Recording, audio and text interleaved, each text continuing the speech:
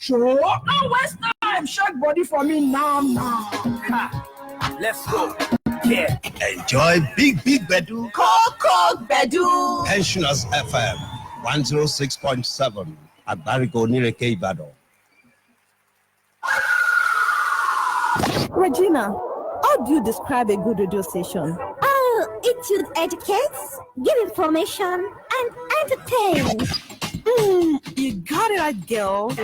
Yes, she really did. And the good news is we have a radio station that gives it all, even more. Wow! We want to know. Pensioners FM 106.7 is the radio station. We broadcast to every nook and cranny. We thrill you with logical planning of our programs. We remain your number one source of information. Talk of adverts, no station does it better. Pensioners FM 106.7, Voice of Liberation. The time is 1 o'clock.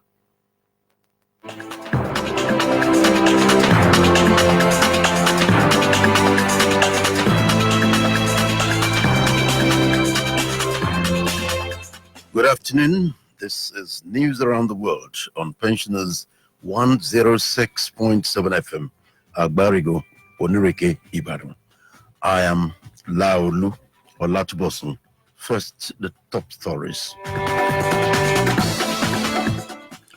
Department of State Service rearrests Shogore. Multi-story residential building collapses in Kenya. India police kill 4 suspected rapists. And in sports, Kaizer Chiefs coach expresses preference for Akpeyi despite return of first-choice goalkeeper.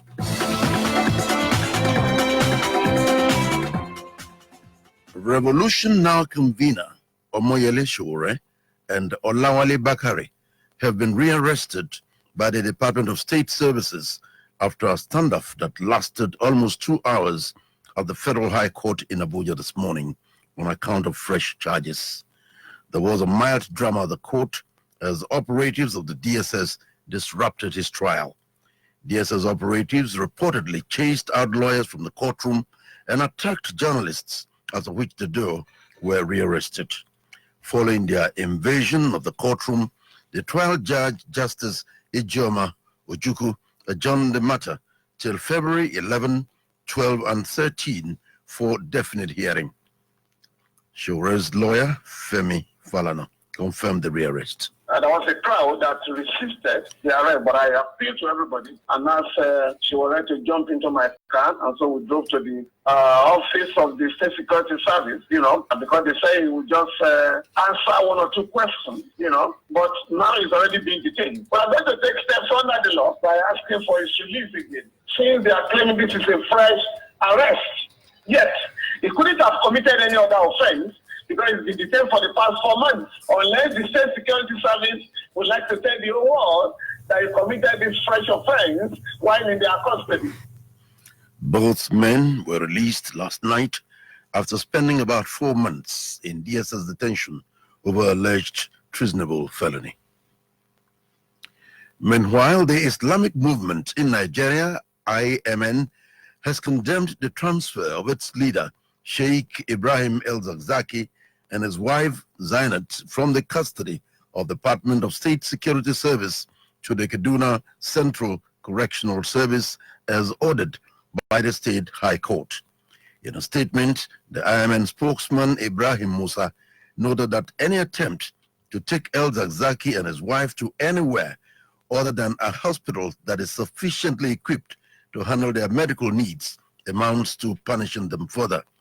The group also lamented that the facilities at the Kaduna Central Correctional Service where the couple were taken to are dilapidated. According to the statement, it was in that center that survivors of the Zaria genocide of December 2015 died due to lack of medical attention.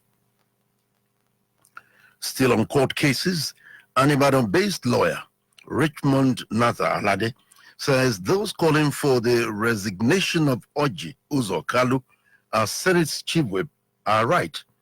Natha Alade believes that even if Kalu had to appeal his conviction, he has to step down first, as he remains a convict until a superior court says otherwise.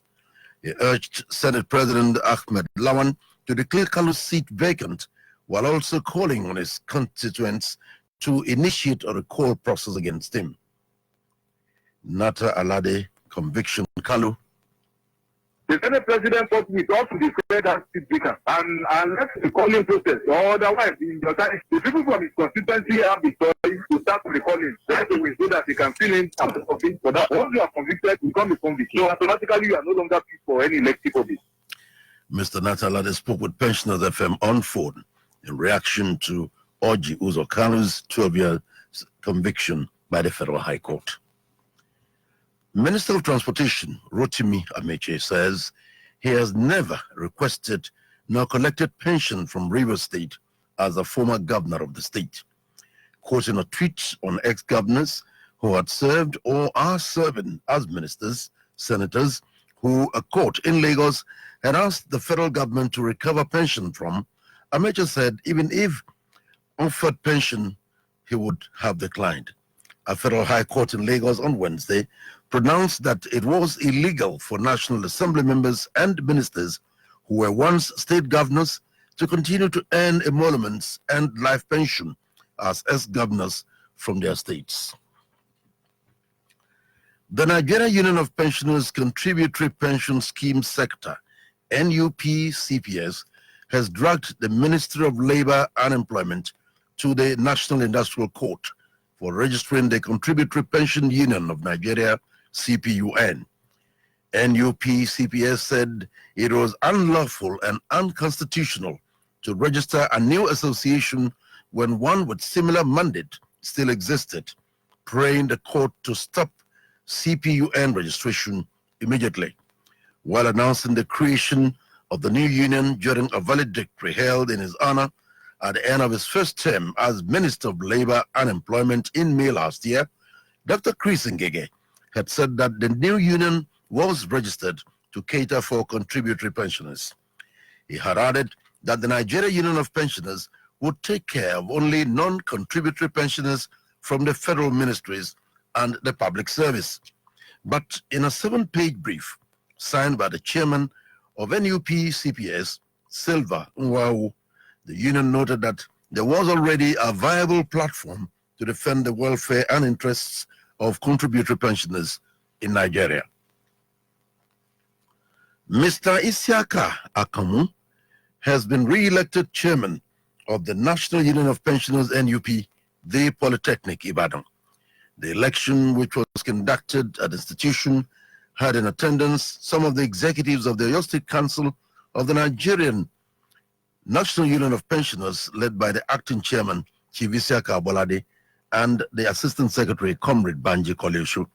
While reading out the electoral guidelines, Comrade Koleosho lauded the pensioners, particularly the women, for turning out in their number for the election. A minute's silence was later observed in honor of pensioners who had passed away, after which the pensioners were given the opportunity to speak on issues affecting them. In an acceptance speech after the executives were sworn in, the newly elected chairman, Mr. Akamu, vowed to discharge his duties effectively as he pleaded with his members to cooperate with him. Other officers elected were Vice Chairman, Mr. Fakayode Gabriel, Secretary, Mr. Raji Onolakbo, Treasurer, Mr. Joseph Adeleke, Trustee, Joseph Kintayo, Auditor, Mr. Adinguraman. The ex-officials were Mrs. Bello Bolaji, Mr. Aliyu Gabriel, Mr. Babani De Ruben, Mr. Oyeleke Adeniyi, Mrs. Afolabi Ajoke, as well as Mrs. Ogunshiji Ogunade. The leadership of the Nigeria Union of Pensioners, Ekiti State Council, has set up a scheme that will grant financial support to acutely sick pensioners in the state. The scheme is one of the numerous legacy projects of the present leadership of the union, with the aim of improving the living standard of pensioners in the state. Chairman of the union, Elder Ayo Kumakpai, told newsmen in Ado-Ekiti that the scheme would be formally inaugurated soon. Kumakpai noted that the scheme had been designed in such a way that only qualified members of the union with veritable evidences of being bedridden would have access to the grant. Elder Kumakpai explained that a committee comprising relevant stakeholders would be set up to manage the scheme towards ensuring transparency. The chairman lauded Governor Kayode Fayemi for giving better attention to pensioners and urged him not to relent. A strike over planned pension reforms that paralyzed France on Thursday has entered its second day. Several unions, including rail and metro workers, voted to extend the strike, meaning another day of major disruptions to key services. It comes after more than 800,000 people protested on Thursday, with violent clashes reported in a number of cities. Workers are angry about planned pension reforms that would see them retiring later or facing reduced payouts. France currently has 42 different pension schemes across its private and public sectors, with variations in retirement age and benefits. President Emmanuel Macron says his plans for a universal points-based system would be fairer, but many disagree. Rail workers voted to extend their strike through Friday, while unions at the Parisian bus and metro operators said their walkout would continue until at least Monday. A multi-story residential building has collapsed in a suburb of Kenya's capital, Nairobi. People are believed to be trapped inside. There are not many details at the moment, but photos from the scene in Tasia show people sorting through the rubble. A cyclonic storm is expected to arrive on the Somali coasts on Saturday morning. The best estimate says the storm, named Pawan, will reach south of Puntland region near Ayel.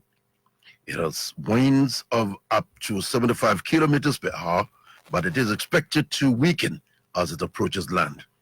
The seas are reported to be rough currently, and fishermen have been advised to stay away from the waters of the coast of Somalia for the next 2 days. Rainfall is forecast to intensify before subsiding once the storm arrives the land. Indian police have shot dead 4 men suspected of raping and killing a young female vet in Hyderabad last week.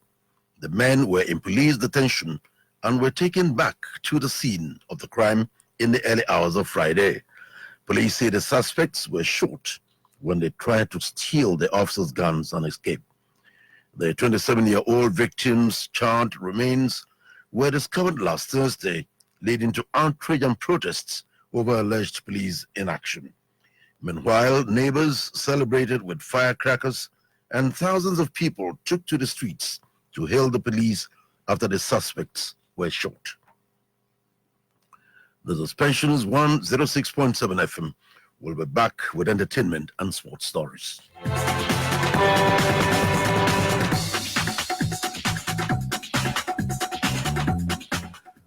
R. Kelly has been charged with bribing a government official in order to get a fraudulent identification document to marry an underage girl in 1994. The girl, named only as Jane Doe in the documents, has widely been identified by United States media as singer Aaliyah.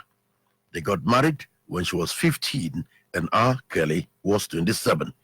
The certificate leaked at the time listed her age as 18. R. Kelly is facing several sexual abuse charges with trials in Chicago and New York next year, but he has denied any wrongdoing. Kaizer Chiefs coach Ernest Middendorf said that Nigeria goalkeeper Daniel Akpeyi will keep the gloves for the foreseeable future, despite the availability of Bafana's Ertumeleng Kune. Akuhase are at home to Ponya Sele in the Premier Soccer League PSL this weekend, and Kune is set to spend time on the stands, with the manager adding that Bruce Boomer will deputize for the Nigerian. On the other hand, the German mentor jokingly stated he had been annoyed there were no questions from the media on the club's fan favorite. Since sustaining his injury against the Golden Arrows in December last year, Kune made his return away to Amazulu in September this term before facing Boroka FC in a match they won 1-0 at FNB Stadium. To end news around the world on Pensioners 106.7 FM, another look at the main stories. The Department of State Service, DSS, has rearrested the convener of Revolution Now protests, Omoyele Shure, and his co-defendant, Olawale Bakari, less than 24 hours after they were released. A multi-story residential building has collapsed in Kenya's capital, Nairobi, leaving some persons trapped. India police have killed 4 suspects who raped a 27-year-old lady. And in sports, Kansas Chiefs coach expresses preference for Nigeria international Daniel Akpeyi, despite the return of first-choice goalkeeper Etumelen Kune. And for any information, please contact us on 081-2008-6270 or 081-2188-9462, or visit us at Oyo State Pensioners House, Agbarigo, Onireke, Ibadan. The news editor is Parson Sabe, assisted by Michael Adeyemo. On behalf of the entire production crew, I am Laulu Olatubosun. Good afternoon.